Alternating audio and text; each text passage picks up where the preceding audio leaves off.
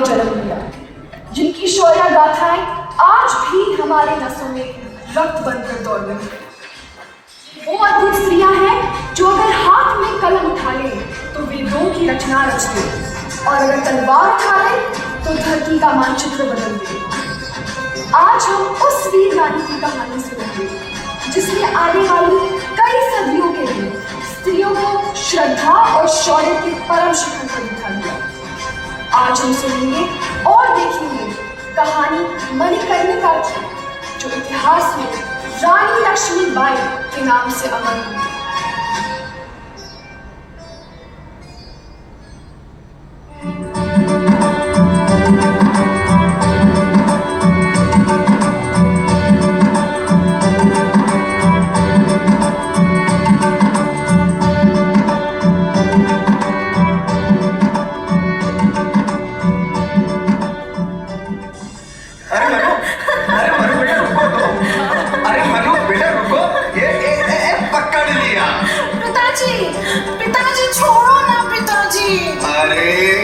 लो बाबा, अब अच्छा रुको तो। अरे मनु, रुको तो। पिताजी मुझे भालू चाहिए। अरे ले लेना।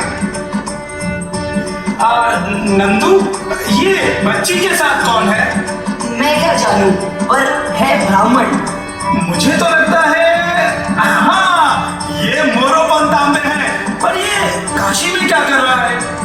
नंदू, तुम्हें पता है ना, मैं परोला महाराष्ट्र की पाठशाला में पढ़ा करता था। अब मोरोपंत भी मेरे साथ पढ़ा करता था। मोरोपंत, मोरोपंत, अरे भाई दोस्त मोरोपंत। कौन? अरे माफ करना, मैंने आपको पहचाना नहीं। कमाल करते हो भाई, मैं आपके साथ परोला की पाठशाला में पढ़ा करता था। कुछ याद आया?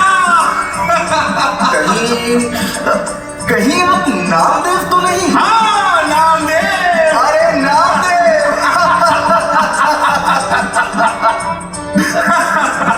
भाई तुम कितना बदल गए हो। पर तुम बिल्कुल नहीं बदले। इनसे मिलो, ये है मेरे दोस्त नंदू। प्रणाम। प्रणाम। ये है मेरी बेटी मणिकर्णिका। मैं कुछ वर्षों से यहीं काशी में ही रह रहा हूँ। बेटी, चाचा को प्रणाम करो। प्रणाम चाचा जी। खुश रहो, स्वस्थ रहो। बहुत प्यारी बच्ची है। पर तुम काशी में कैसे? शायद तुम्हें मालूम ना हो, मैं बाजीराव महाराज की सेना में था। 1818 में अंग्रेजों ने पेशवाई पर कब्जा कर लिया और उनके भाई चीमाजी अप्पा सब कुछ त्याग कर काशी आ गए। मुझे भी अपने साथ चलने को कहा और मैं भी उनके साथ आ गया। लेकिन मैंने तो सुना था। हाँ, तुमने ठीक ही सुना था।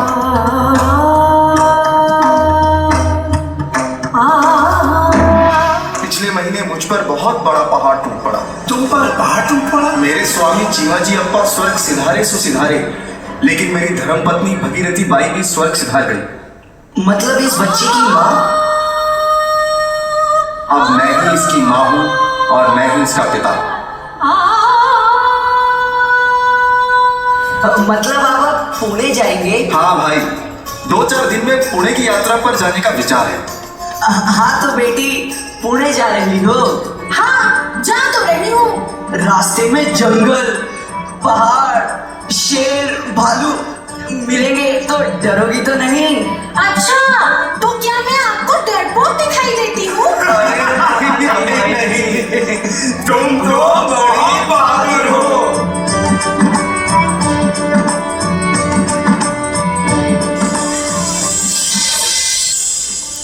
चलो चलो खेलते हैं, चलो चलो जंगल जंगल खेलते हैं।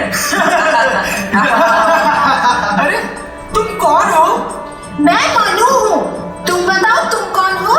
मैं नाना हूँ। नाना? किसके नाना? तुम तो इतने छोटे से हो, नाना नहीं हो सकते। अरे मेरा नाम नाना है, तुम्हारा नाम क्या है? मेरा नाम तो मनु है। मनु, कहाँ से आई हो? बनारस से। वहाँ गंगा बहती है। तुमने गंगा देखी है कभी? नहीं, मैंने तो नहीं देखी। मैंने देखी है। अच्छा, चलो खेलते हैं।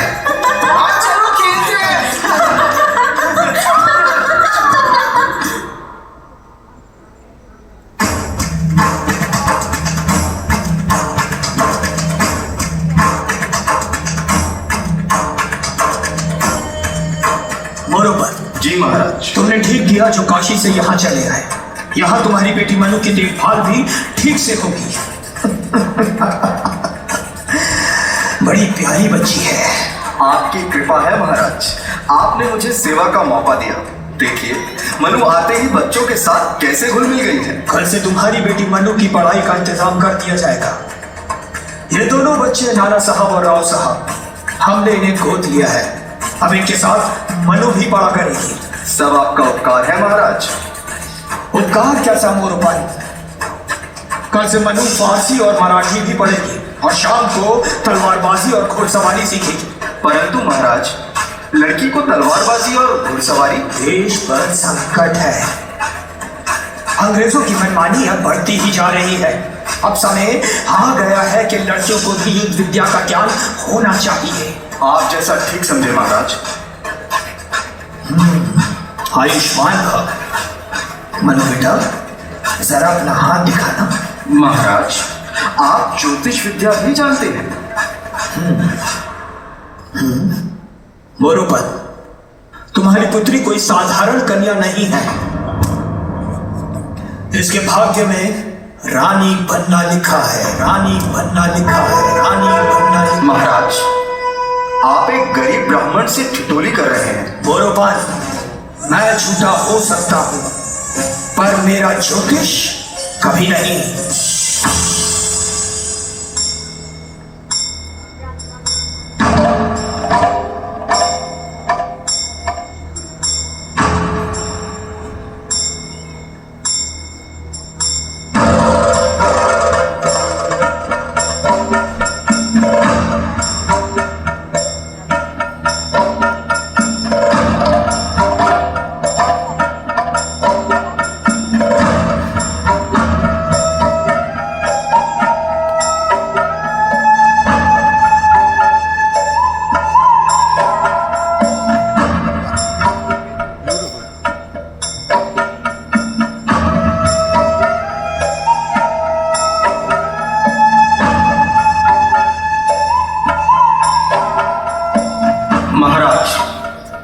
अब आपकी छबीली 12 बरस की हो गई है।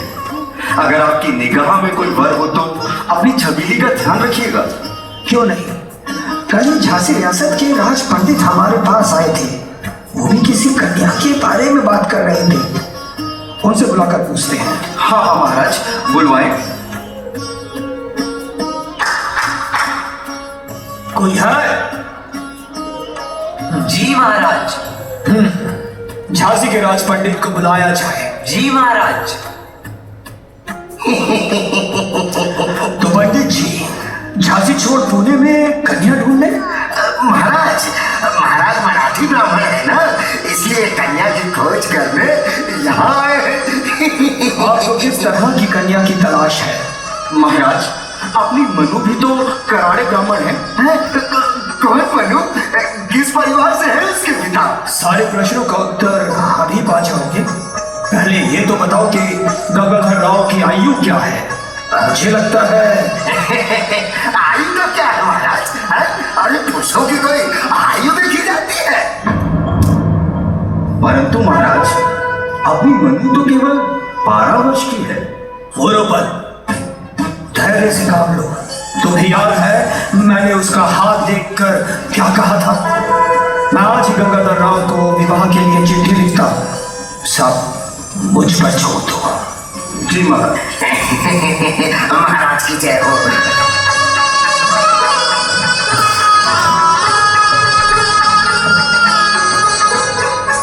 अरे भाई जल्दी करो, विवाह समारोह शुरू होने वाला है। अरे भैया, बंधनवार कहाँ है? बंधनवार ले आओ जल्दी। अरे जल्दी से लड्डू यहाँ पर रख दो। अरे महाराज, महाराज अभी तक तुमने ठीक से नहीं लगाई।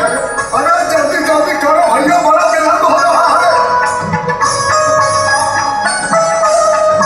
अरे अरे देखो, मणिकर्णिका आ गई है। कितनी सुंदर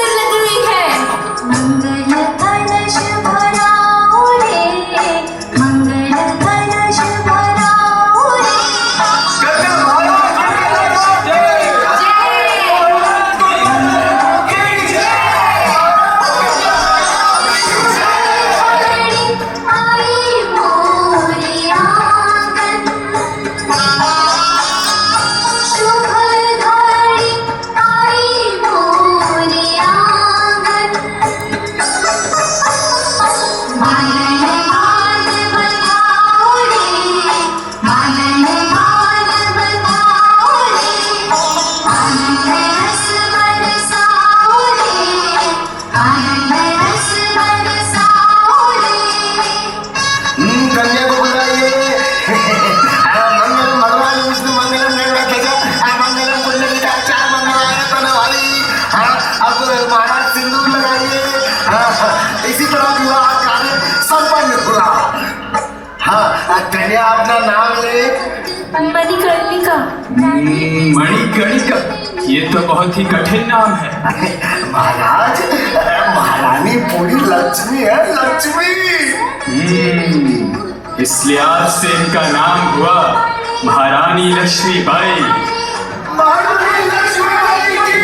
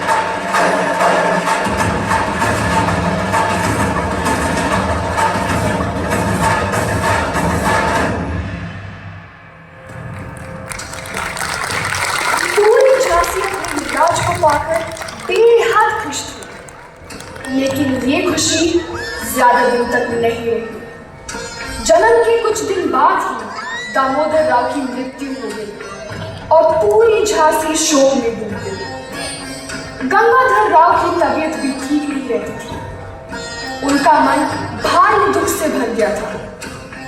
अपनी विरासत को आगे बढ़ाने के लिए उन्होंने एक 4 साल का बच्चा गोद लिया और चिट्ठी लिखकर इसकी खबर अंग्रेजी सरकार को दी।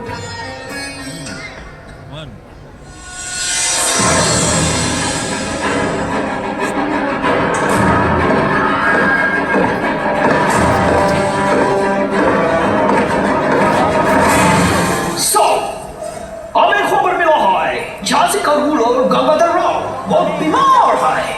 वो हमको चिट्ठी भेजा है, आपको ये संदेशा पढ़ के सुना है। उस लिफाफे पर किसका नाम लिखा है? Major Markham, political agent Bundelkhand. ठीक है। क्या लिखा है चिट्ठी में? His Excellency, मेजर मार्कम मैं इन दिनों बहुत बीमार रहता है, इसलिए ब्रिटिश सरकार के साथ हुए करारनामे के अनुच्छेद 2 के मुताबिक मैंने 5 साल का बच्चा गोद लिया है और उसका नाम दामोदर राव रखा गया है। मेजर ऑफिस और मेजर मार्टिन के सामने मैंने उसे अपना वारिस घोषित किया है। मुझे पूरा यकीन है कि मेरी मृत्यु के बाद आप मेरे पुत्र को झांसी का राजकुमार के रूप में मान्यता देगा। ठीक है। दामोदर राव के गोद लेने वाली बात को लेकर हम रिक्वेस्ट गवर्नर जनरल को लिखकर भेज देगा। ठीक है, एंड फैसला गंगाधर राव को बचा दिया जाएगा। किसको बताएगा सर?